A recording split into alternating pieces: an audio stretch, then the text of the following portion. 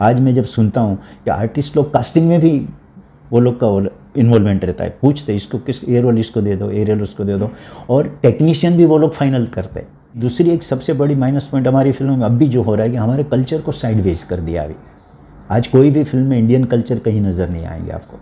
Music तो अब सिर्फ नाम का म्यूज़िक है, ये मैं डेफिनेट कहूँगा। तो पुराने गानों में क्या होता था कि म्यूज़िक डायरेक्टर का इन्वॉल्वमेंट होता था, लिरिक्स राइटर का इन्वॉल्वमेंट होता था, और वो गाने कहानी के मुताबिक लिखते थे। अब गानों का और कहानी का कोई लेना देना ही नहीं। लोगों का गुस्सा एक हमने देखा बॉलीवुड की तरफ, काफ़ी कुछ ऐसे इंसिडेंट हुए।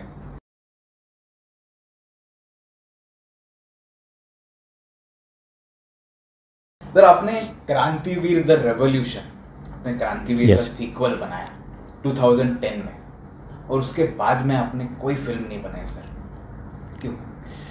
क्योंकि जो हालात है मतलब देखिए, मैं हमेशा जब फिल्म बनाता था तो एक कहानी फाइनल कर लेता था, वो कहानी के मुताबिक कास्टिंग फाइनल करता था और उसके मुताबिक ही फिल्म बनती थी। अभी क्या हो गया है कि मतलब अकेले फिल्म बनाना इम्पॉसिबल हो गया। या तो सरेंडर टू डायरेक्ट आर्टिस्ट, पहले वो नहीं था, डायरेक्टर ने जो फाइनल किया वो फाइनल। आज मैं जब सुनता हूँ कि आर्टिस्ट लोग कास्टिंग में भी वो लोग का इन्वॉल्वमेंट रहता है, पूछते इसको किस ये रोल इसको दे दो, ये रोल उसको दे दो, और टेक्नीशियन भी वो लोग फाइनल करते हैं। कैमरामैन, फाइट डायरेक्टर वो भी सजेस्ट करते हैं। पहले कभी ये नहीं हुआ था। आप सोचिए, अमित जी इतना बड़ा बैनर था, अमित जी ने मेरे को पूछा, मेहुल जी कैमरामैन, बोला सर कैमरामैन जिसने मेरे साथ 2-4 फिल्में की उसको ही मैं लेता हूँ। बोले कोई बात नहीं। आज ये नहीं है, आज आर्टिस्ट जो सजेस्ट करेगा वो कैमरामैन डायरेक्टर को लेना पड़ता है। डायरेक्टर का फेवरेट कैमरामैन नहीं चलता है। तो उस टाइम पे डायरेक्टर की यूनिट होती थी, क्योंकि यूनिट के साथ उनका इन्वॉल्वमेंट होता था, अंडरस्टैंडिंग होती थी, साउंड रिकॉर्डिस्ट उनका होता था, मेकअप मैन, हेड, मतलब एवरी पूरा यूनिट, कोई भी, मैंने जितनी फिल्में की थी पूरा यूनिट मेरा होता था। तो वो क्या, हमारी सबकी अंडरस्टैंडिंग मालूम है, सबको नेचर मालूम है, सबका काम कैसे होता है वो मालूम है। तो यहाँ तो अभी वो भी नहीं है। मैं जब सुनता हूँ तो मैं बोला ऐसे तो मैं कभी काम कर ही नहीं सकता। और मतलब मैं नाम नहीं लूँगा, एक बहुत बड़े आर्ट स्टार है जिन्होंने मेरे साथ फिल्में भी की थी, उसको अभी मैं काफ़ी साल पहले एक पार्टी में मिल गया, तो मेरे को बोल दिया यार मेहुल भाई आप तिरंगा क्रांतिवीर जैसा कुछ सब्जेक्ट लेके आओ ना, मैं करूँगा आपके साथ फिल्म।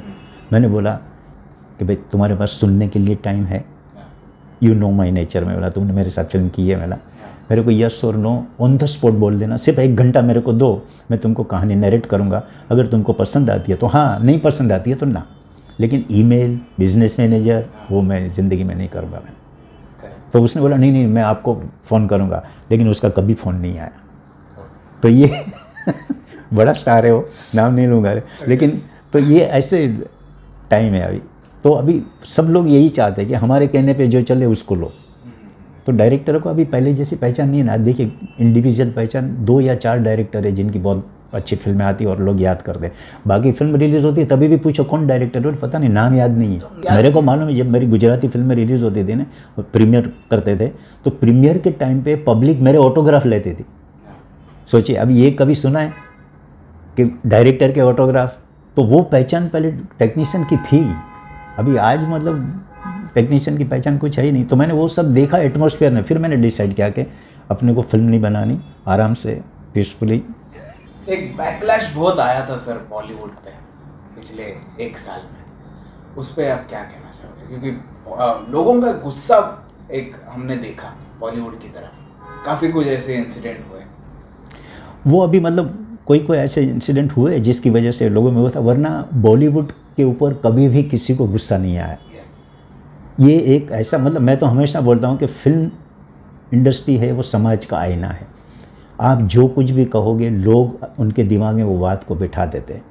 आज पेपर में आता है वो लोग भूल जाते हैं, लेकिन फिल्म देख के उसमें जो कहा गया उसको कभी नहीं भूलते। तो मतलब ये एक ऊपर वाले ने आपको ऐसी जगह लाया है जहाँ ऐसा कुछ करके जाओ कि तुम इस दुनिया में नहीं भी रहो तो लोग तुमको याद करें। मैं तो हमेशा मेरे असिस्टेंटों को भी बोलता हूँ कि लाइफ में 1-2 फिल्में ऐसी बनाओ कि दुनिया छोड़ने के बाद भी लोग तुमको याद करें तुम्हारी फिल्मों के थ्रू। जो हमारे आर्टिस्टों के साथ हो रहा है, बड़े बड़े डायरेक्टरों के साथ हो रहा है, तो वो हर एक के साथ होना चाहिए। लेकिन अभी क्या हो गया, मैंने बताया ना कि सिर्फ धंधा, याद करे कि नहीं करे, ये पैसा कितना मिलता है इस फिल्म में, वो लो, खाओ पियो, मज़े करो, आगे की बात में जाओ, ये चल रहा है। आप कुछ करोगे सर आगे, कोई फिल्म आप लेके आओ? अभी देखो सब्जेक्ट मतलब एक मैंने रेडी करके रखा हुआ है, बहुत अच्छा सब्जेक्ट है, आर्मी बेस से है, मिशन तिरंगा टाइटल है उसका। Okay. हाँ, एंड उसके लिए चल रहा है अभी, थोड़ा बहुत एटमॉस्फेयर कुछ अच्छा हो जाए उसके। ये पब्लिक क्वेश्चन था कि हमको मेहुल सर की एक और ऐसी कुछ नहीं है, कहानी बहुत अच्छी है और सोसाइटी को एक मैसेज देने वाली फिल्म है, इसमें बहुत ज़बरदस्त है। ये जो सब्जेक्ट है रेडी किया हुआ है, मतलब वेरी करंट टॉपिक पे, काफ़ी मतलब आर्मी बेस्ड कहानी है और बहुत अच्छा सब्जेक्ट है वो।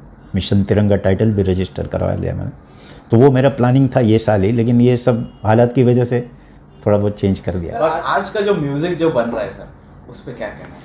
म्यूज़िक तो अब सिर्फ नाम का म्यूज़िक है, ये मैं डेफिनेट कहूँगा। आज बताइए कौन सी फिल्म रिलीज़ होती है और उसका गाना रिपीट रन में वापस कहीं चलता है, आपने देखा है? कोई भी नहीं।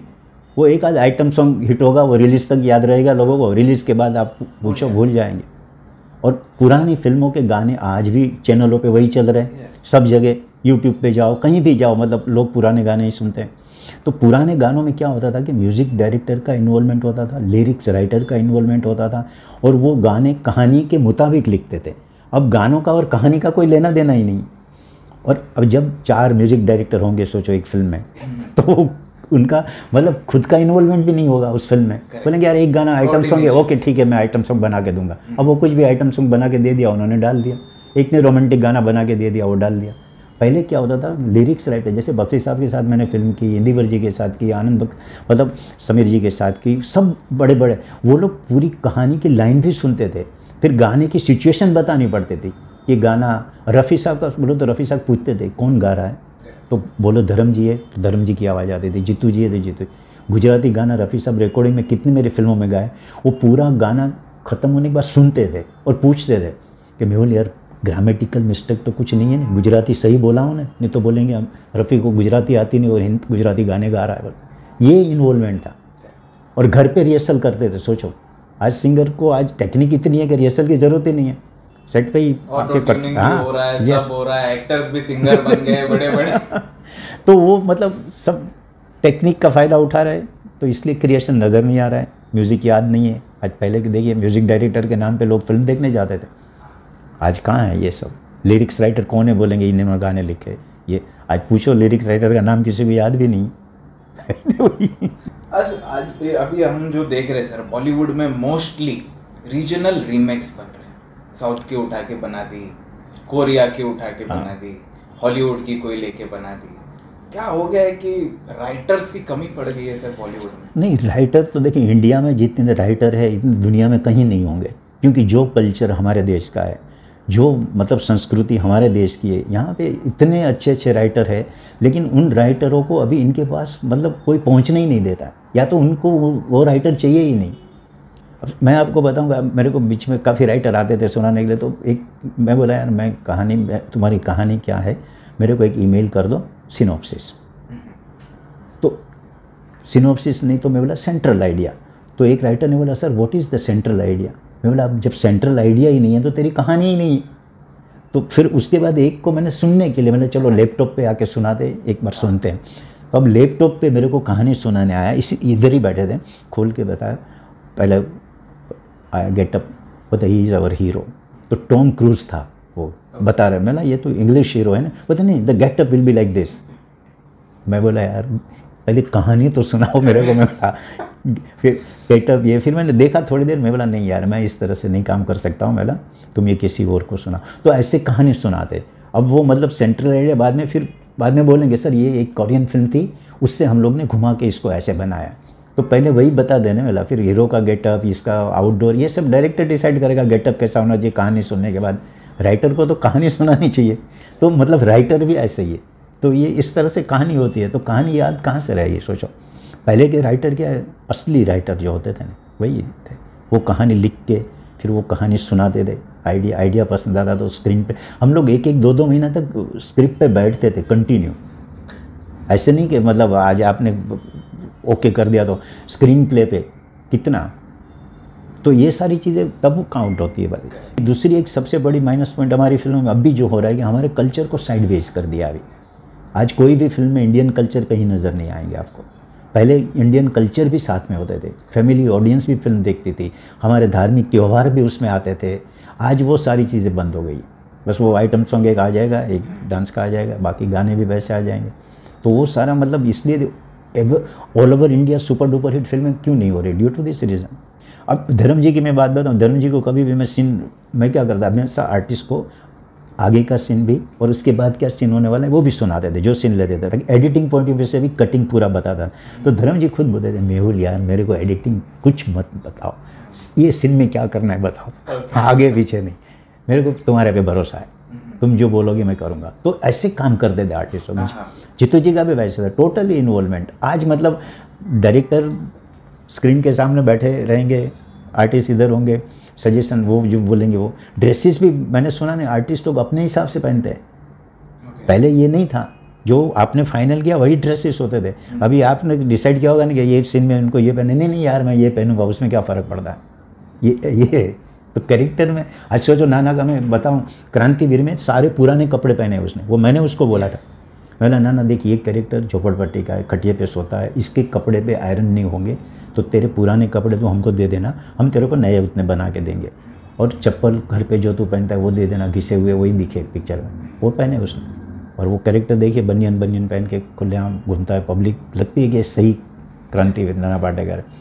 तो आज के हीरो को बोलेंगे तो वो बोलेंगे नहीं यार ऐसे थोड़ी किया करके, मैं कुछ भी। सर हमने एक आर्टिकल पढ़ा जिसमें लिखा था Mehul Kumar's daughter to make Bollywood film set on Prince Edward Island. हाँ, जहाँ जिसको मैंने क्रांतिवीर में इंट्रोड्यूस किया था वो कनाडा में है अभी, और कनाडा में एक मतलब शॉर्ट फिल्म का होता है फंक्शन, मतलब गवर्नमेंट की ओर से। उसमें क्या होता है कि मतलब ऑल ओवर कनाडा से स्क्रिप्टें मांगी जाती है पहले, और जिसकी बेस्ट स्क्रिप्ट होगी वो कुछ मतलब मोर देन 500 या 1000 जितनी भी स्क्रिप्टें आती है उसमें से सिर्फ 11 स्क्रिप्टें सिलेक्ट करनी होती है उनको। तो उसमें से उसकी स्क्रिप्ट सिलेक्ट हुई और उसने वो शॉर्ट फिल्म डायरेक्ट की, और वो फिल्म बहुत अच्छी बनी। मतलब अभी उसने करंट टॉपिक पे बनाई है, अपने कोरोना पे। अच्छा, हाँ, और उसमें इंडियन कैरेक्टर डाला है, सेंटीमेंट इमोशंस के साथ, जो दर्शन जरीवाला ने दादा का रोल प्ले किया है, उसकी शूटिंग इधर हुई, और बाकी उसने पूरी कनाडा में बनाई। और वो फिल्म भी अभी अवार्ड फंक्शन में जा रही है दूसरे, तो गवर्नमेंट ने उसको बोला है कि तुम फिल्म भी बना सकती हो, इतना अच्छा मतलब उसका। तो अभी ऐसे हाँ फीचर फिल्म, तो वहाँ गवर्नमेंट भी हेल्प करती है फीचर फिल्म के लिए, जो बजट होगा ना उसका सर्टेन परसेंटेज वो लोग दे रहे हैं। तो वो अभी वो प्लानिंग कर रही है पूरी, उसकी स्क्रिप्ट में सब फाइनल हो रहा है, तो वो फिल्म वो बना रही है वहाँ पे देखिए ना, आपने कहा कि गवर्नमेंट भी हेल्प करती है, हाँ, अपने यहाँ पे क्यों नहीं करती है? अब हर एक गवर्नमेंट का अलग अलग होता है ना, अपने यहाँ फिल्म लाइन को इंडस्ट्री नहीं माना गवर्नमेंट ने कभी भी, तो हेल्प की तो बात ही नहीं है।